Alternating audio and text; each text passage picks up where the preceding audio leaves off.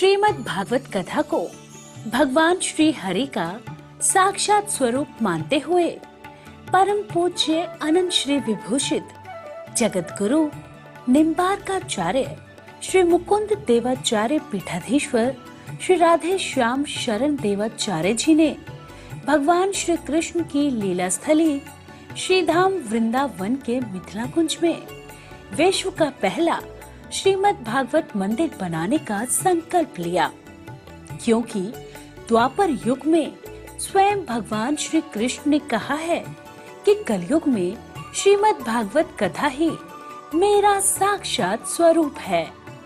जो भी श्रीमद् भागवत कथा का श्रवण करेगा या करवाएगा उसका कल्याण होना निश्चिंत है। इसीलिए परम पूज्य महामंडलेश्वर श्री किशोरी शरण जी के अनुसार भगवान श्री कृष्ण की दिव्य वाणी का अनुसरण करते हुए प्रातः स्मरणीय पूज्य गुरुदेव जी ने श्रीमद् भागवत मंदिर बनवाने का निश्चय किया। विश्व में पहली बार बनने जा रहे इस श्रीमद् भागवत मंदिर की दीवारों पर श्रीमद् भागवत कथा के 18,000 श्लोकों का शिलालेख किया जाएगा। आप भी अपने नाम से, परिवार के नाम से, पूर्वजों के नाम से श्रीमद् भागवत मंदिर में श्लोक अंकित करवा सकते हैं। एक ईंट की सेवा 1100 रुपए, एक श्लोक की सेवा 5100 रुपए, 2 श्लोक की सेवा 11,000 रुपए, 5 श्लोक की सेवा 25,500 रुपए। यही नहीं, परम पूज्य अनंत श्री विभूषित जगत गुरु निम्बार्काचार्य श्री मुकुंद देवाचार्य पीठाधीश्वर श्री राधे श्याम शरण देवाचार्य जी और महाराज श्री के कृपा पात्र शिष्य परम पूज्य महामंडलेश्वर किशोरी शरण जी के पावन सानिध्य में यहाँ अखंड श्री युगल नाम महामंत्र हरि नाम संकीर्तन 30 वर्षों से लगातार 24 घंटे चल रहा है।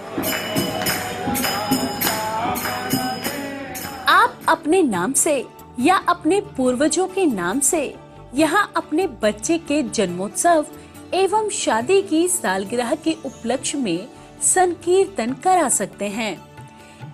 एक दिन की संकीर्तन सेवा 1500 रुपए, एक माह की संकीर्तन सेवा 15,000 रुपए, अखंड संकीर्तन सेवा 21,000 रुपए देकर आप आजीवन संस्था के सदस्य बन सकते हैं।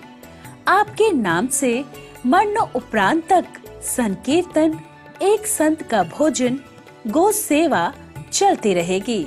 संस्था द्वारा आपको प्रमाण पत्र भी मिलेगा, जिसमें आप आजीवन सदस्य रहेंगे।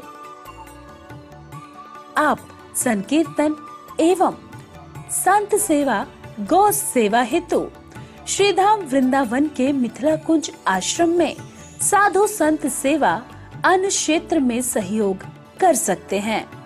21 संत की सेवा 2100 रुपए, 51 संतों की सेवा 5100 रुपए, संपूर्ण भंडारा सेवा 11,000 रुपए।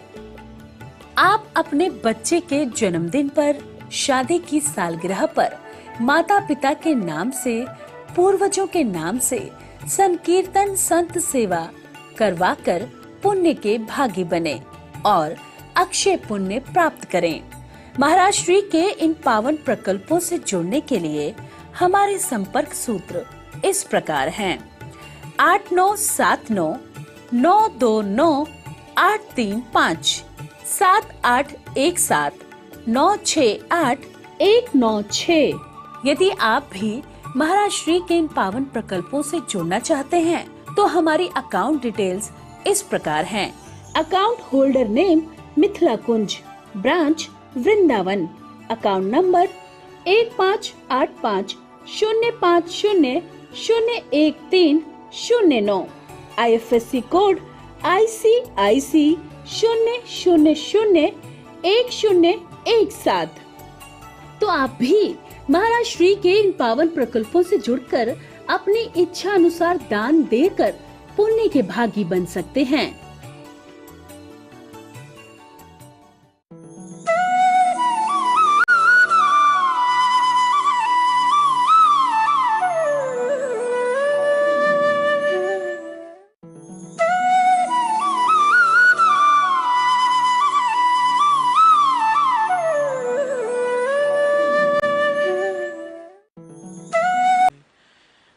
जय जय श्री राधे, जय जय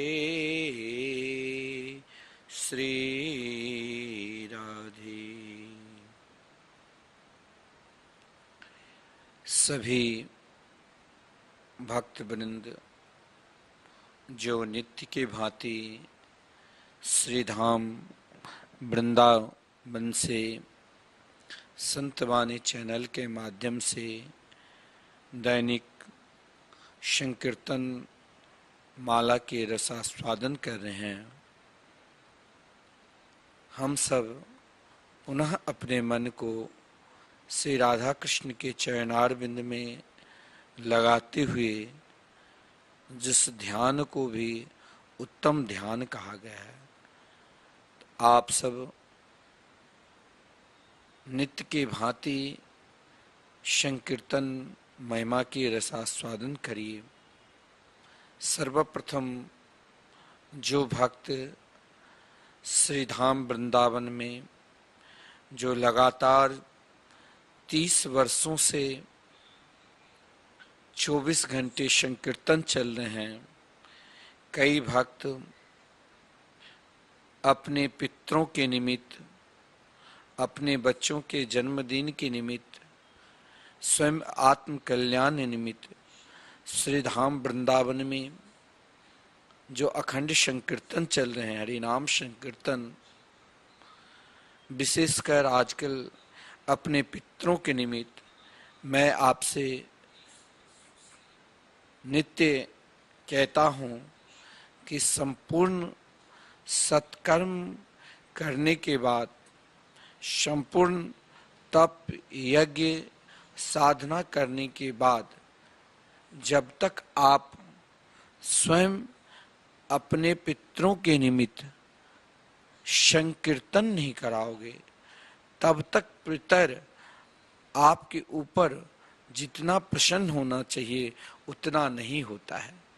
देखिए, कभी कभी क्या होता है, बहुत लोग पितरों की मुक्ति के लिए अनेक उपाय भी करते हैं, श्राद्ध कर्म अनेक तीर्थों में करते हैं, विशेषकर गया तीर्थ में जाकर भी श्राद्ध कर्म करके आते हैं, फिर भी उनके जीवन में अशांति भरा हुआ है, उनके जीवन में नाना प्रकार के दुख है, और जब अपने जीवन के व्यथा को लेकर किसी विद्वान के पास, किसी पंडित के पास, किसी धर्मात्मा के पास जाते हैं, तो वो आपको कहेगा कि अभी आपके अंदर पितर दोष है।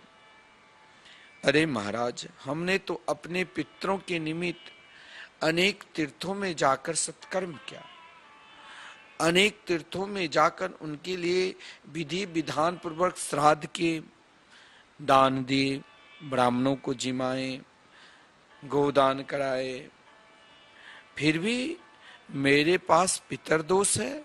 हाँ, ऐसा नहीं है जो आप संपूर्ण सत्कर्म करने के बाद आप कहोगे कि मेरे पास पितर दोष नहीं है, हो सकता है, क्योंकि व्यक्ति के अंदर जो एक स्वभाव होता है कि जब तक हम अपने आप सब कुछ सत्कर्म करते रहते हैं तो मैं बहुत क्या, लेकिन जिसके निमित्त करते हैं वो प्रसन्न होते हैं सही में कि नहीं होते हैं, यह भी हमें सोचना होगा। इसीलिए मैं आपको नित्य कहता हूं कि जीवन में उलझो नहीं।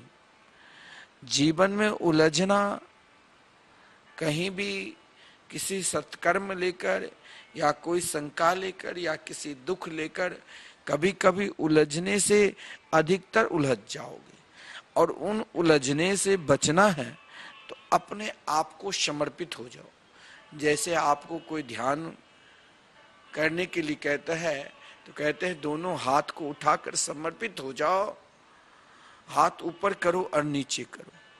कहने के तात्पर्य ये एक समर्पित हुआ। अपने आप को समर्पित कहाँ करना है?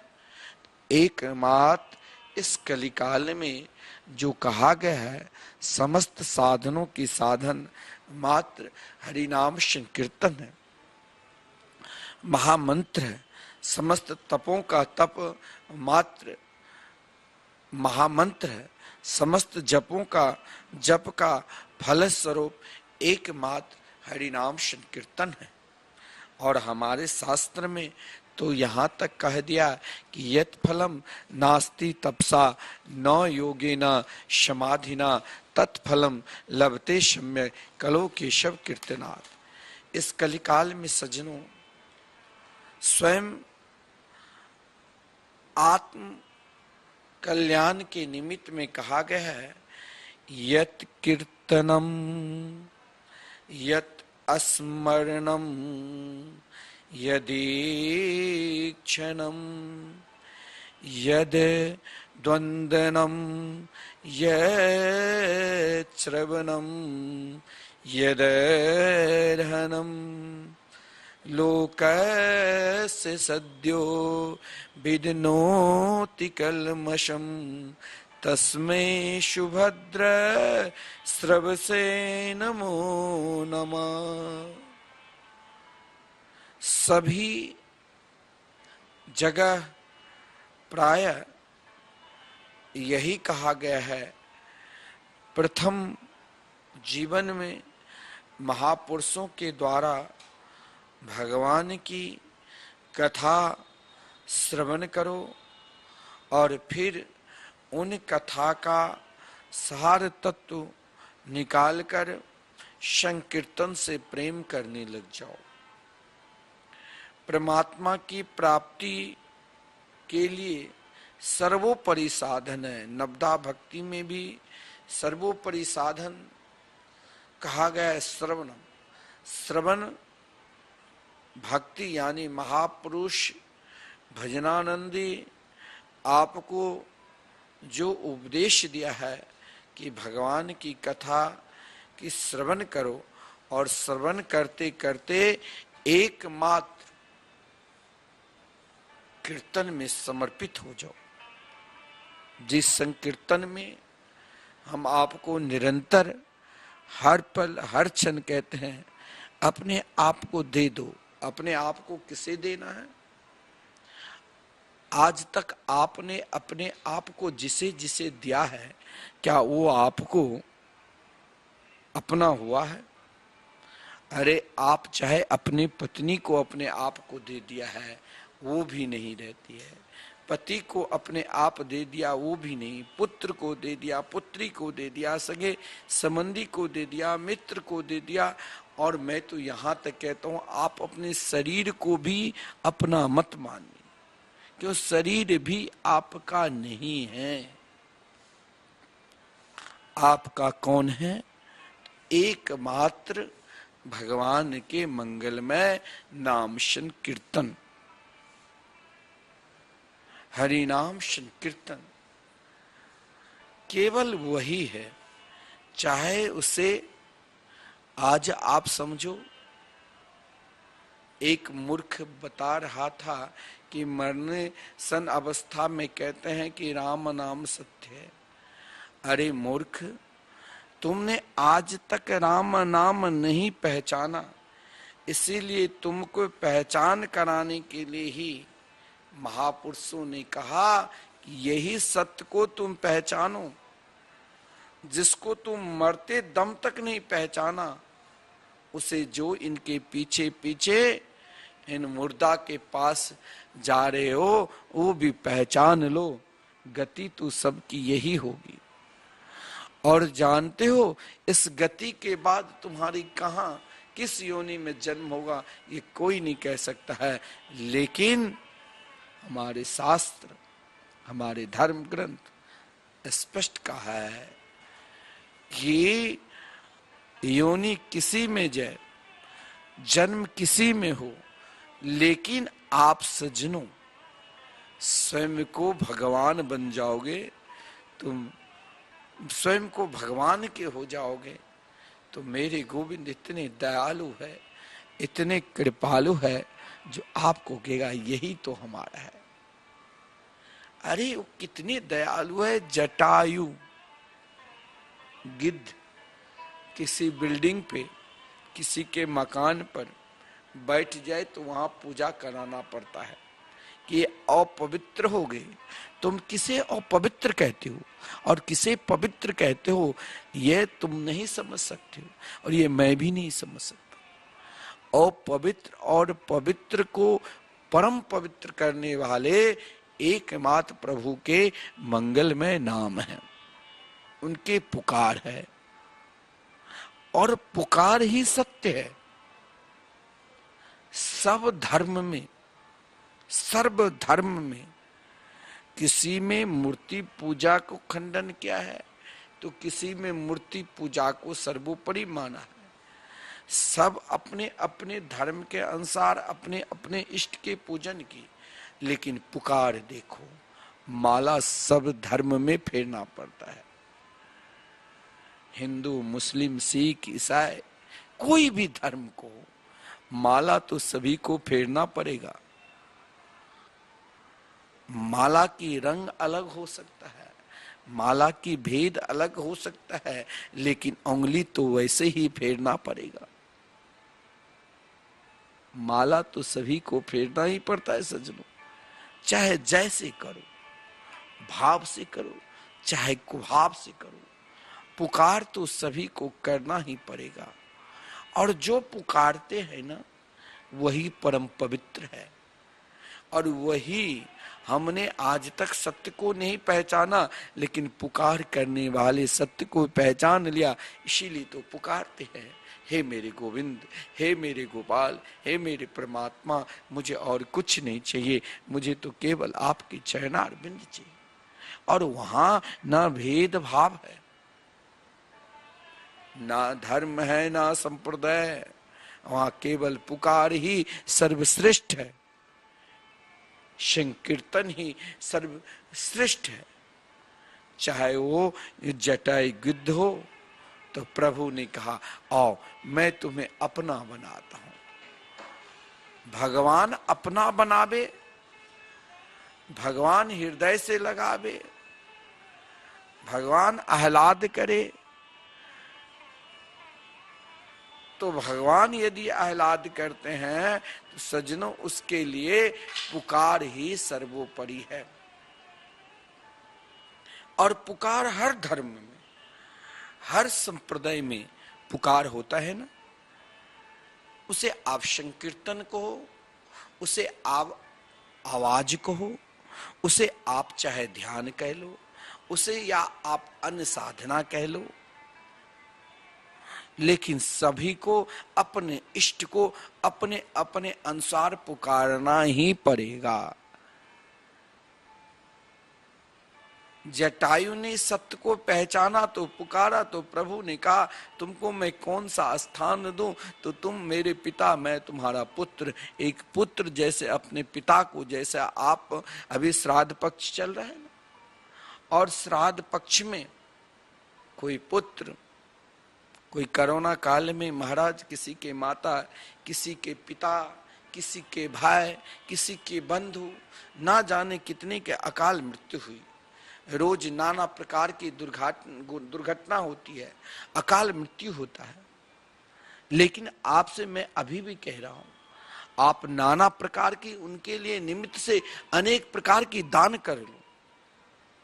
आप आजकल बहुत सामर्थ्यशाली है, सोना चांदी अनेक दान कर लो, रोज हजारों ब्राह्मणों को जिमाओ, संतों को जिमाओ, लेकिन ध्यान देना, जब तक आपका पुकार परमात्मा में लीन नहीं होगा, तब तक बाहरी आडंबर से कुछ होने वाला नहीं है।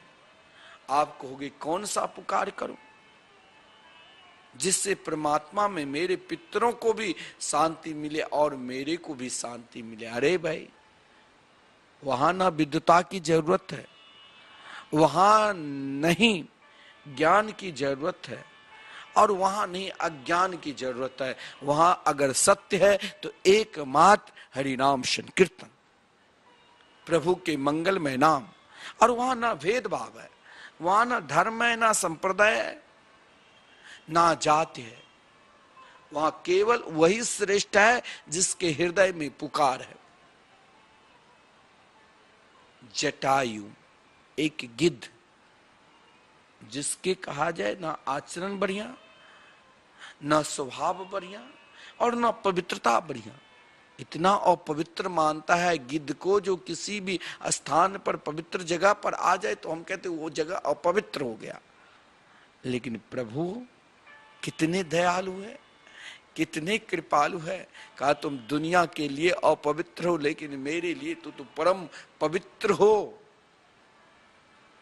मैं तुम्हें वो स्थान दूंगा जो मैं शायद किसी को देने वाला नहीं हूं।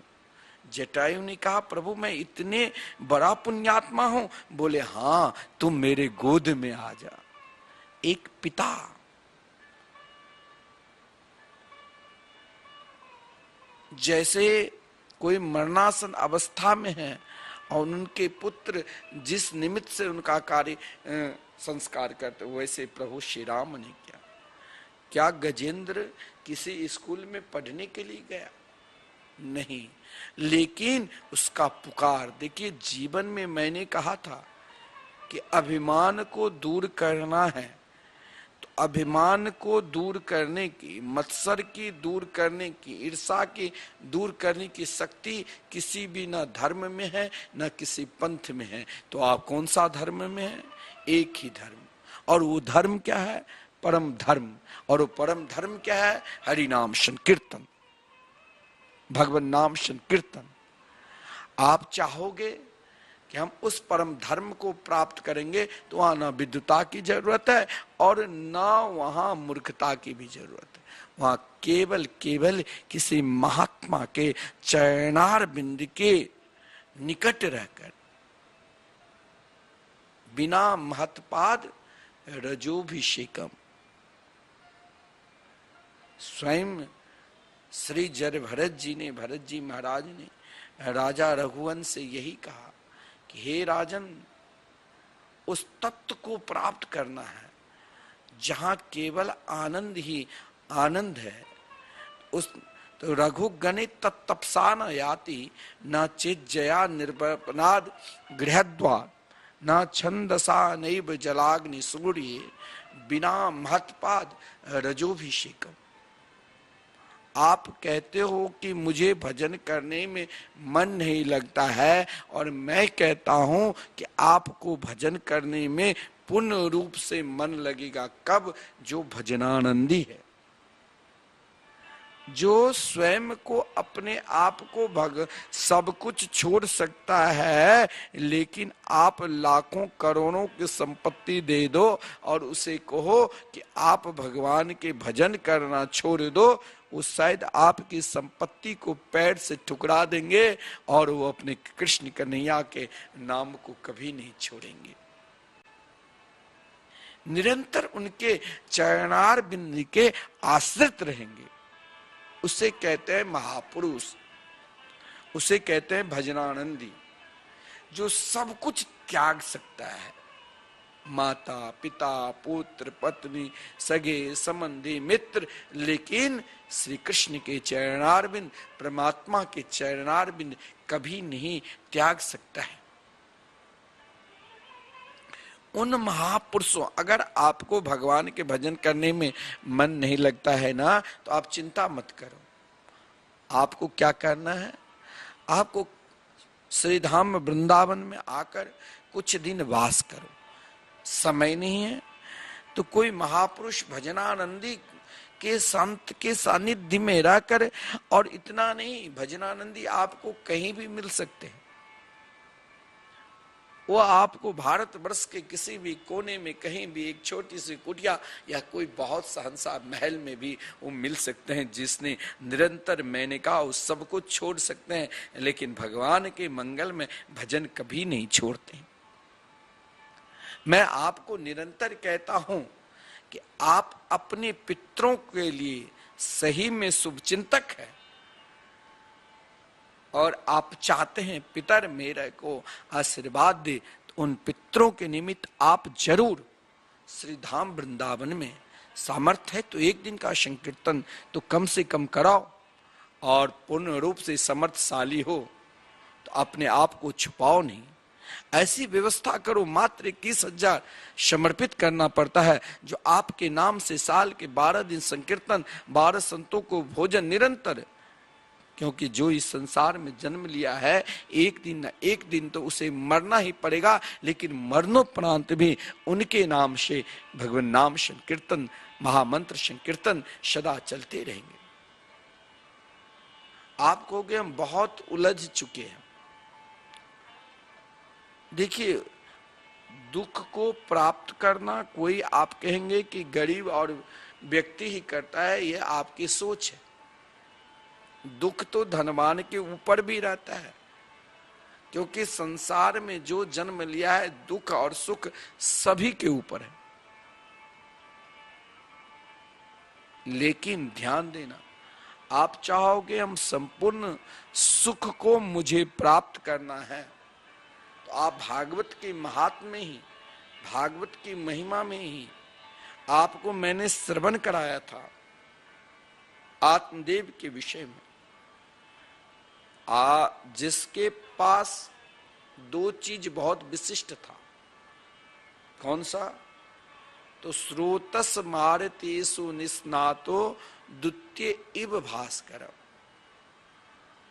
विद्वान शायद उनके बराबर धरातल पर कोई था ही नहीं। भुवन भास्कर सूर्य की तरह विद्वान, और धनवान भी उनके बराबर कोई था ही नहीं। कुबेर के समान धनवान, फिर भी सुख कहां कहां ढूंढा। सुख को ढूंढने के प्रयास के लिए अपनी आधी संपत्ति को नष्ट किया। सुख, आप भी सुख ढूंढते हो ना, हर जगह सुख ढूंढते हो। धर्म के माध्यम से भी आत्मदेव ने सुख ढूंढा। कहां कहां? तो पत्नी में, पत्नी उनके अनुकूल नहीं हुआ तो दुख प्राप्त किया। वृक्ष में, वृक्ष तो लगाए लेकिन वृक्ष में पानी दिया ही नहीं तो फल पुष्प कहां से आएगा? वृक्ष में नहीं।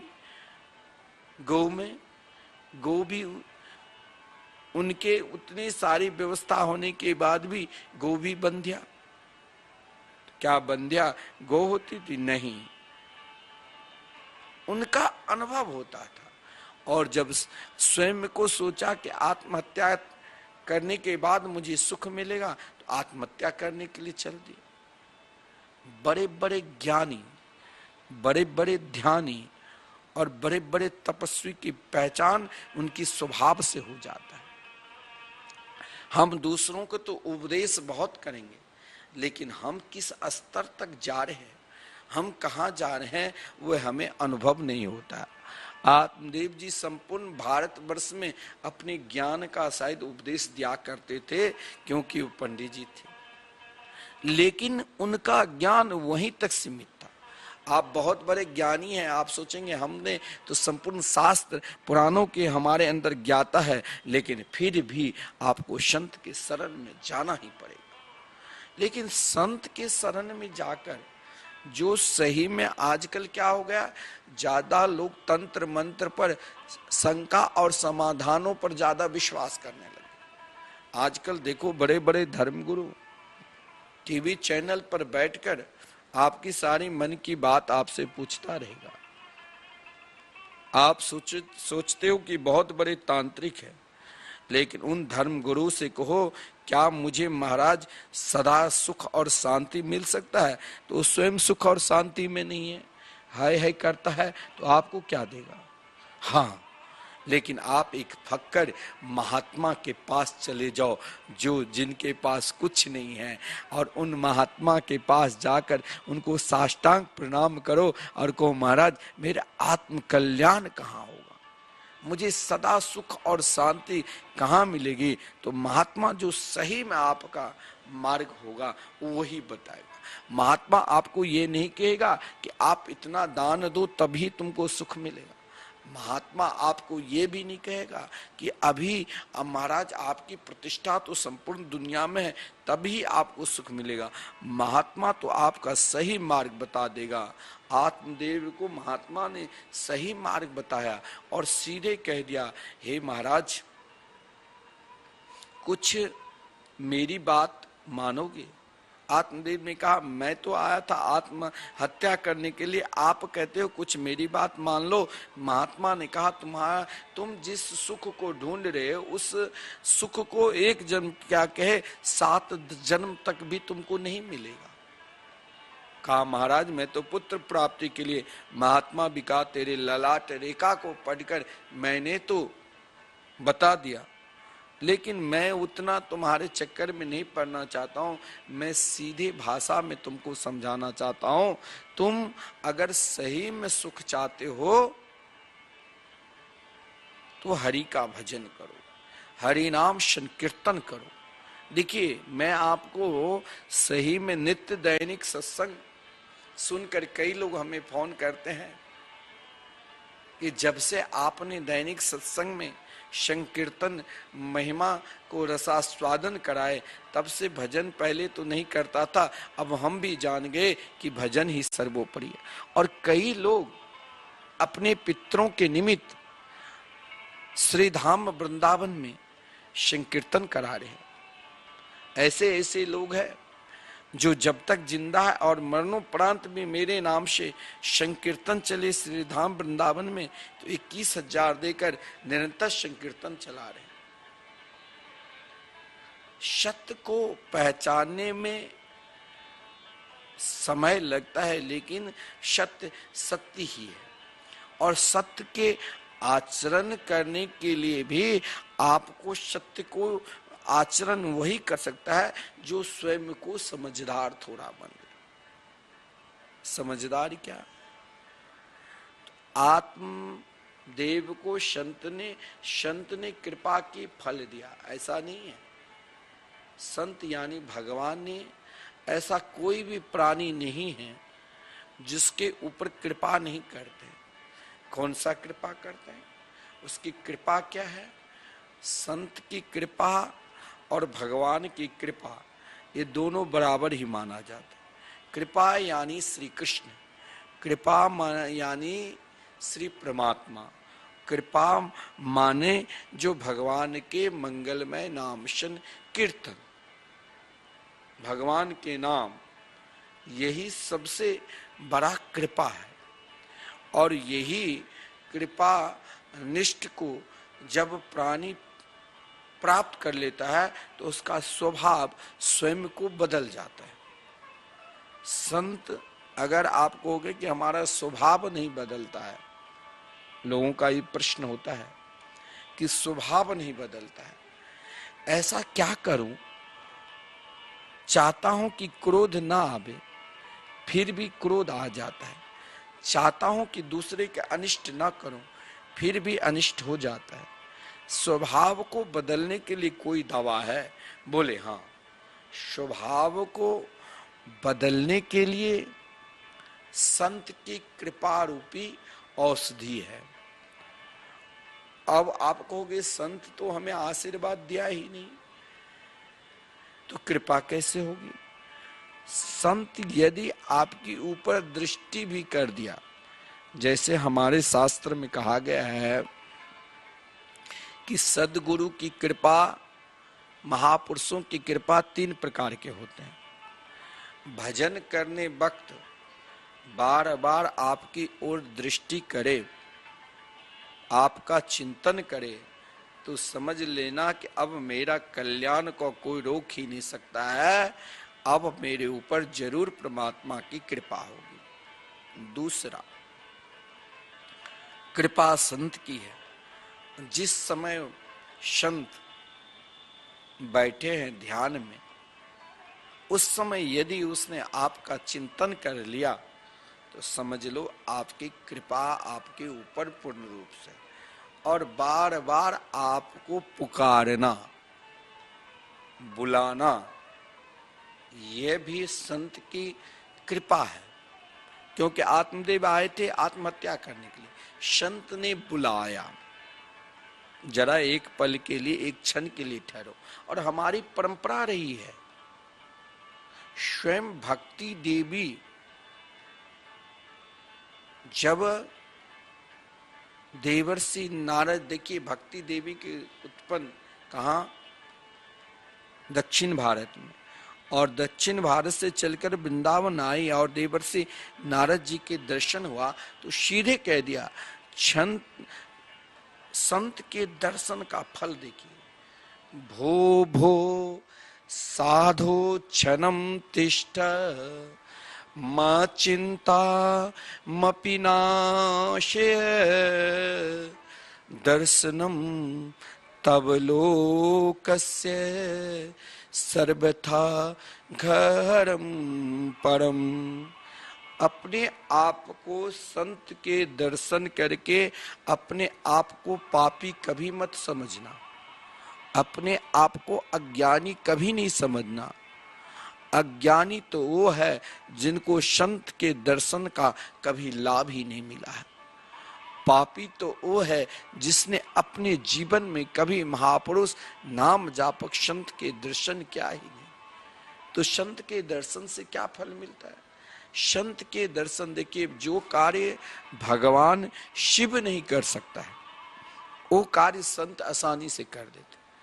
क्योंकि जब सृष्टि के प्रलय होती है, भगवान शिव अपने में समा लेते हैं और फिर अपने नियमानुसार, कर्मणानुसार, प्रारब्ध के अनुसार जब प्राणी जन्म लेते हैं तो लोग कहते हैं पूर्व जन्म में जैसा किया वैसा ही मिलेगा। लेकिन संत बिल्कुल पूर्व जन्म को ही काट देता है।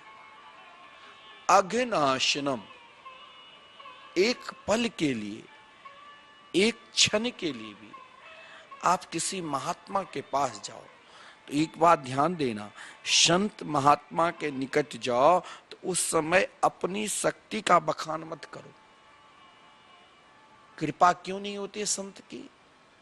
तो संत के पास, स्वयं भक्ति देवी ने ये बात की, संत के पास जाओ तो कभी भी ना अपनी शक्ति का बखान करो, एक क्षण भी अपनी शक्ति का बखान न करो, और ना किसी औरों की प्रभाव की बखान कराओ, ना अपने घर परिवार सगे संबंधी किसी की बखान मत करो। संत के पास जाकर केवल अपने आप को समर्पित हो जाओ। इससे क्या होगा? उनकी दृष्टि पड़ने मात्र से ही, आपने सत्संग नहीं किया, आपने उनके केवल दर्शन किए, तो आपके अंदर जो पाप है, अघ है, पाप को कोई नष्ट नहीं करता है। संपूर्ण अघ रूपी पाप को नष्ट करने की शक्ति अगर किसी के पास है तो एकमात्र संत के पास है। संत कौन? जो निरंतर, मैंने पहले ही कहा, सब कुछ छोड़ सकते हैं लेकिन वो कभी भगवान के मंगल में नाम नहीं छोड़ते। तो संत की कृपा ऐसा नहीं है, संत अज्ञानी पर भी कृपा करते हैं और ज्ञानी पर भी कृपा करते हैं। आत्मदेव को भी संत ने समझाया और आत्मदेव की पत्नी के ऊपर भी कृपा की और कहा ये फल में कुछ गुण है और कुछ नियम है। कौन सा नियम? संत के सानिध्य में रहने से सही में आत्म कल्याण चाहते हो तो आपका सर्वप्रथम 5 जीवन का जो सर्वोपरि, उसमें सही आचरण भी और स्वभाव को बदलने की शक्ति केवल संत में है। देखिए भगवान भी स्वभाव को नहीं बदलेगा। अगर भगवान स्वभाव को बदल देता तो कालिय नाग उनको दर्शन करते ही उनका स्वभाव बदल जाता। भगवान जो कार्य नहीं करते हैं वो कार्य भगवान, कुछ कार्य भगवान ने संपूर्ण कार्य अपने पास नहीं रखता है। जैसे मंत्रालय, देश के प्रधानमंत्री है तो सभी को अलग अलग मंत्रालय बांट देते, कुछ अपने पास रखते। उसी प्रकार भगवान ने संत के पास सर्वश्रेष्ठ कृपा रूपी मंत्रालय दे दिया। क्या? तो स्वभाव को बदल। स्वयं भगवान, आप भगवान के पास हजारों बार मंदिर जाओ, जल चढ़ाओ, खूब स्तुति करो, लेकिन आपका स्वभाव नहीं बदलेगा। अगर स्वभाव बदल जाता तो कालिए नाग भगवान को देखकर अपना विषैला विष क्यों प्रकट करते?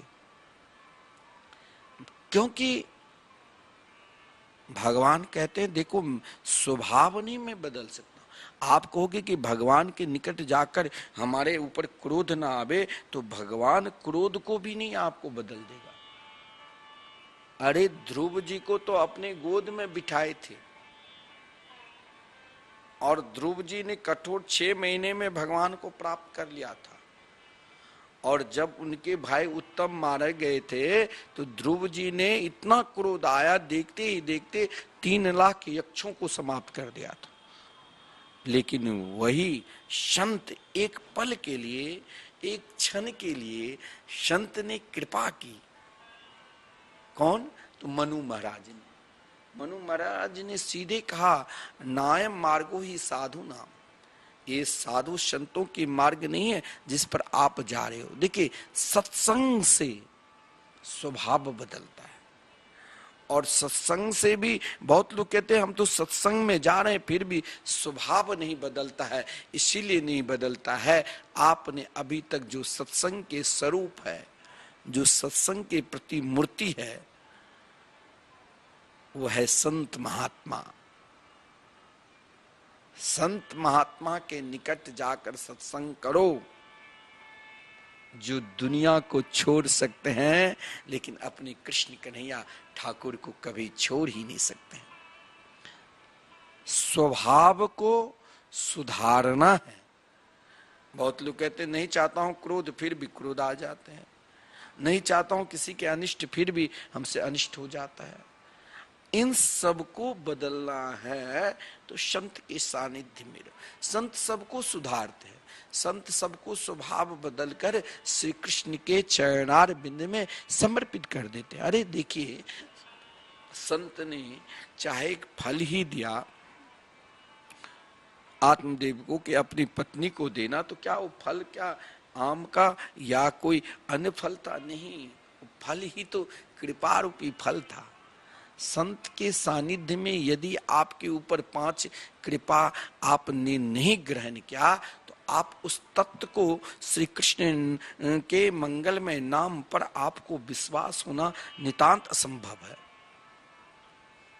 मैं आपसे क्यों बार बार समझाता हूं कि आप चाहोगे कि गया जी में ही हम पिंड दान देकर अपने पितरों को मुक्ति कर लेंगे, ये नितांत असंभव है।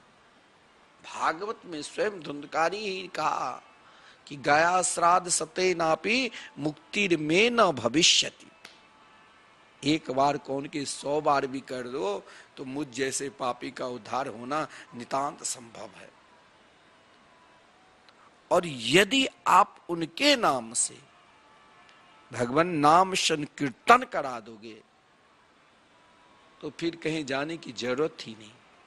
मैं इसीलिए आपसे कहता हूं, आप सही में बहुत लोगों को अपने पितरों का नाम भी नहीं याद होता है। आजकल नई परंपरा में तो बस माता पिता, चाचा चाची, दादा तक की नाम याद, पर दादा उनके दादा कौन रखता है याद? लेकिन सबका कल्याण चाहते हो तो आप जरूर श्रीधाम वृंदावन में जो निरंतर अखंड संकीर्तन चल रहे हैं, जिस संकीर्तन में आप एक दिन का भी सम्मिलित होकर आपके पितरों के नाम से उनके आत्म कल्याण के निमित्त 24 घंटे संकीर्तन चलते रहेंगे। आपका निष्ठा देखिए, भगवान नाम संकीर्तन और भागवत दोनों बराबर है, क्योंकि श्रीमद् भागवत महापुराण में संपूर्ण श्लोक में भगवान नाम की महिमा है। तो यहाँ जैसे नाम संकीर्तन श्री धाम वृंदावन में मिथिला कुंज के प्रांगण में श्री राधा मोहन मंदिर में चल रहे हैं ना, उसी प्रकार नाम के प्रति मूर्ति की स्थापना होगी। और नाम की मूर्ति क्या है? श्रीमद् भागवत महापुराण। और श्रीमद् भागवत महापुराण में 18,000 श्लोक, विश्व में आप कहीं भी एक साथ संपूर्ण भागवत के श्लोक के दर्शन नहीं कर पाओगे। लेकिन आप जब कभी श्रीधाम वृंदावन आओगे और श्रीधाम वृंदावन में जब श्रीमद् भागवत महापुराण के मंदिर बनकर तैयार हो जाएंगे, मंदिर का शिलान्यास हो चुका है, अब नक्शा पास में तो समय लगता ही है। जो समय लगेगा उसके बाद काम चालू हो जाएगा। लेकिन इन विशाल कार्य के लिए समुद्र तब ही बनता है जब एक एक बूंद बारिश के जल छोटी छोटी नाली में, फिर नदी में और फिर गंगा जी में बहकर विशाल बनाकर वही गंगा के जल जब समुद्र में एकत्रित हो जाता है तब समुद्र व्याप्त हो जाता है, समुद्र बनता है। एक एक बूंद के जल से समुद्र व्याप्त है और फिर वही समुद्र प्रेम रूपी बारिश को फिर अपने खरा जल और मीठा जल हम सबको बरसाते हैं। उसी प्रकार श्रीमद् भागवत महापुराण आज भी देखिए, भागवत की कथा करने वाले लाखों में होंगे, लेकिन एक उपन्यास आप एक बार दो बार पढ़ लोगे तो फिर इच्छा नहीं होगी। एक फिल्म एक दो बार देख लोगे तो देखने की इच्छा नहीं होगी। लेकिन कोई श्री सीताराम, श्री राधेश्याम नाम से कभी वो भरता है? जितने बार लोगे उतने ही आनंद मिलेगा। जितने बार यद्यपि कहे बहुविध कभी महिमा उदार, तदपि नित्य नूतन रहे कृष्ण चरित उदार। जितने बार श्रवण करोगे भगवान की कथा उतने ही आनंद मिलेगा। और यही आनंद के सागर श्रीमद् भागवत महापुराण के मंदिर, आप एक श्लोक भी इस श्राद्ध पक्ष में अपने पितरों के निमित्त आप भागवत की पाठ कराते हैं उनकी मुक्ति के लिए। और निरंतर जो भी कोई आएंगे आपके द्वारा एक श्लोक भी, वो भी श्रीधाम वृंदावन में स्वयं आपसे राधा कृष्ण के स्थापना श्रीधाम वृंदावन में मंदिर बनाकर कर रहे हैं। क्योंकि भागवत के संपूर्ण श्लोक में स्वयं भगवान श्री कृष्ण विराजमान है। आप एक श्लोक प्रदान करते हैं, इसका कितना महत्व है। आप जरूर इन पितर पक्ष में आप अपने पितरों के निमित्त और स्वयं अपने निमित्त भी श्रीधाम वृंदावन में, अगर आप भागवत के प्रेमी हैं, सनातन धर्म के प्रेमी हैं, तो जरूर श्रीधाम वृंदावन में देखिए, भागवत मंदिर की स्थापना करने से 21 पीढ़ियों के कल्याण होता है। 21 पीढ़ियों के पितरों का कल्याण होगा जिस दिन आपने एक भागवत की श्लोक दान करते, आपने हरि नाम संकीर्तन कराते। देखिए, संत की कृपा, संत आपकी कृपा, संत तो दुष्ट व्यक्ति पर भी कृपा करते हैं और सज्जन व्यक्ति पर भी कृपा करते हैं।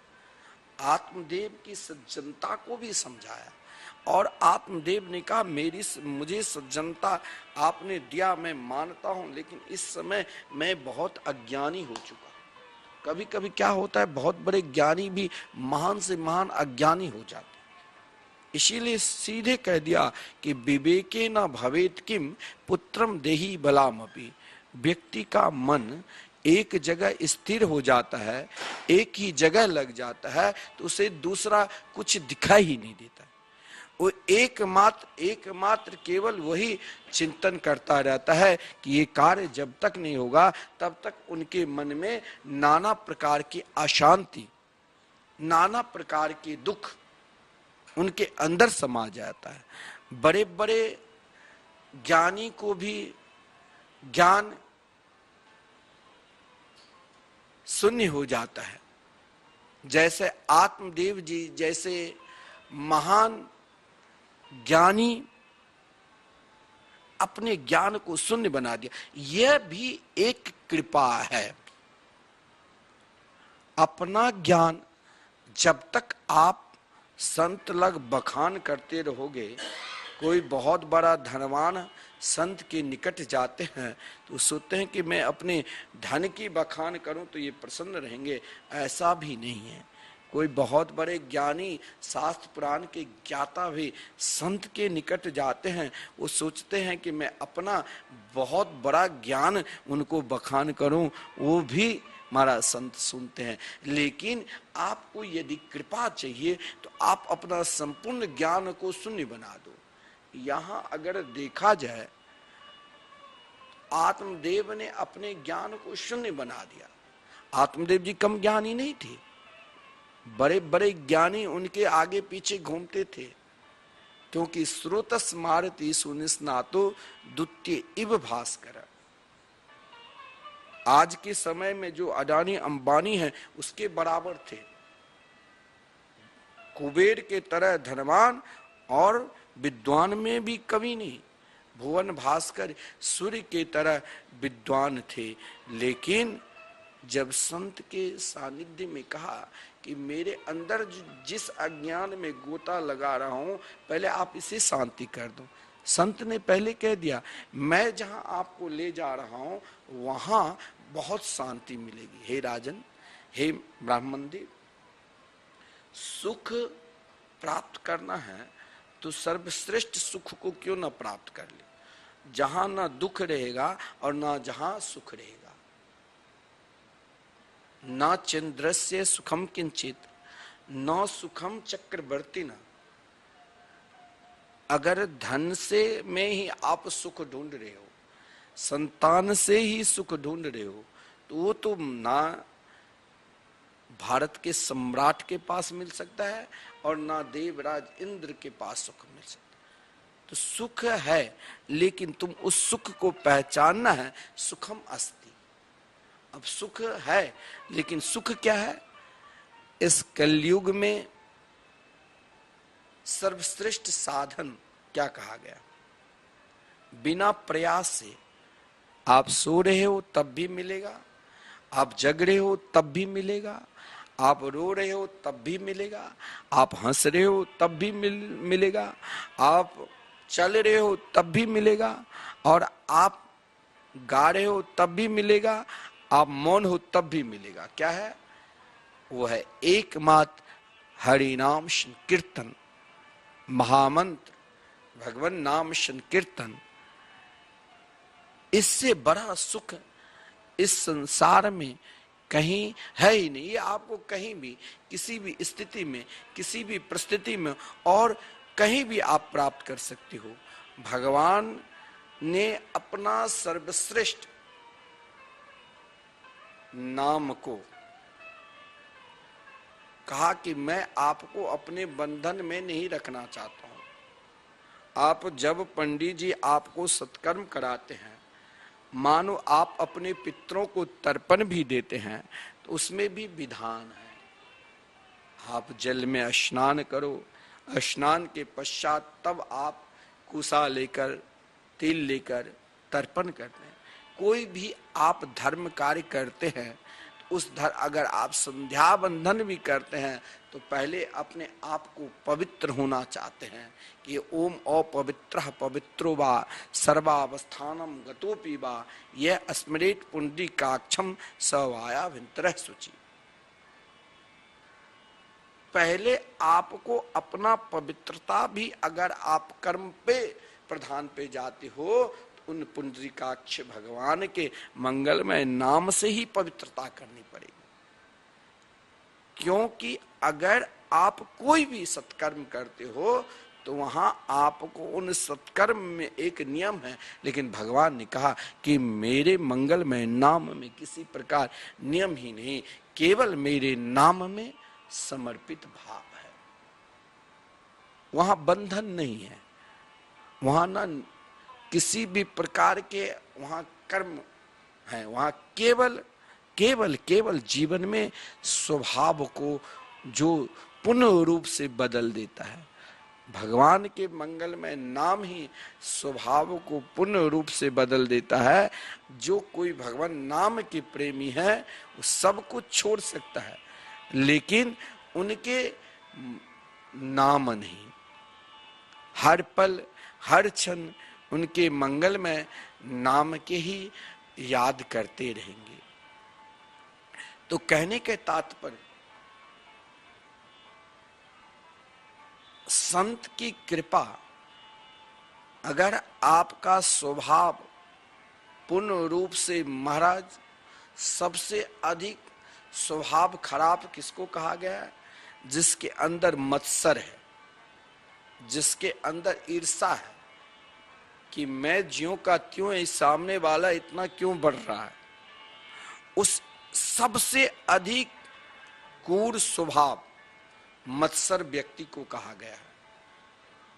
और मत्सर को दूर करना है। देखिए श्रीमद् भागवत महापुराण में मंगलाचरण में ही ये बात पहले ही बता दिया है कि अगर आपको दुनिया में रहना है तो आपको जैसे जीना है जियो, लेकिन परमात्मा के चरणारविंद में समर्पित होना है तो निर्मत सराणाम सताम।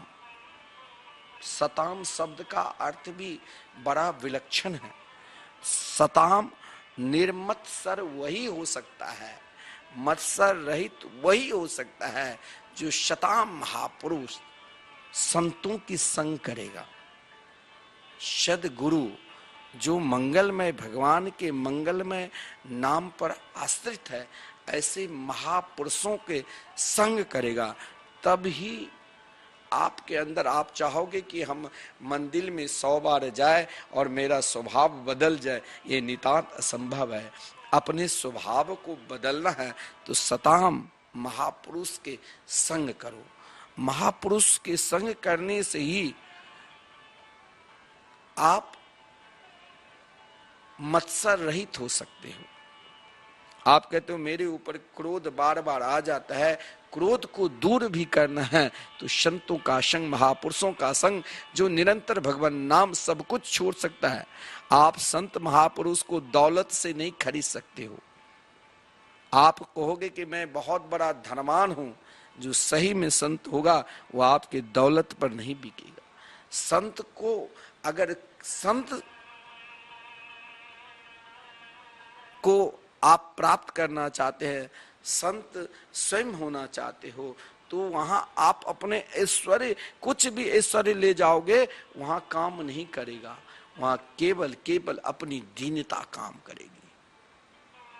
स्वामी श्री राम सुखदास जी महाराज अपने साधक संजीवनी गीता में बड़ा सुंदर उपदेश दिया कि परमात्मा को प्राप्त करना है तो अपनी संपूर्ण ऐश्वर्य को शून्य बना दो, अपनी शक्ति को शून्य बना दो, अपने सगे संबंधी की शक्ति को शून्य बना दो और एकमात्र भगवान की शक्ति पर और संत की शक्ति पर पूर्ण रूप से विश्वास करने लग जाओ। देख लेना आपका स्वभाव बदल जाएगा और उसके बाद क्या होगा तो अपने आप को यही आपका स्वभाव में आ जाएगा कि हम सबसे छोटे हैं।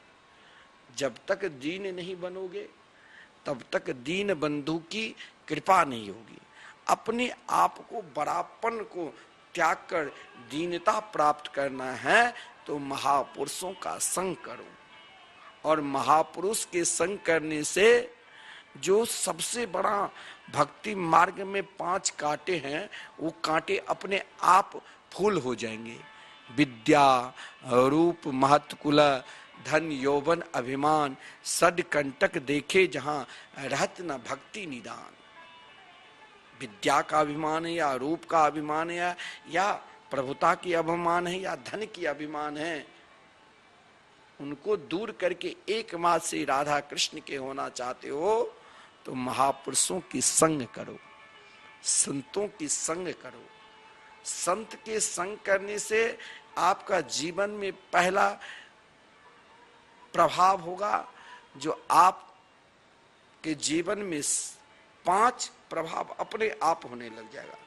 सत्य पर आप चलने लग जाओगे, यानी सत्य एकमात्र भगवान के मंगलमय नाम है, उन नाम को ही आप पकड़ लोगे, सत्य पर चलने लग जाओगे। जब भी आप सत्य पर चलोगे तो अपने आप आचार विचार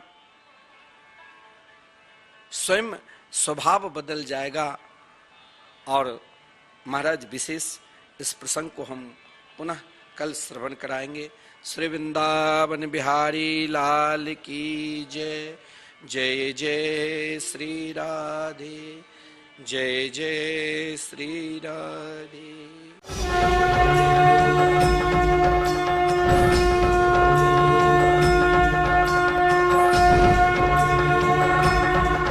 दुख दूर करने मत प्रकट रहे, रावण को मारने मत प्रकट रहे, वापस जाने के लिए मत प्रकट रहे। तो यहाँ पर मौजूद है, मेरा है, अपना है, प्रकट रहे। कि मेरे बच्चे आज मुझे पुकार रहे हैं, प्रकट रहे, प्रकट रहे, प्रकट रहे।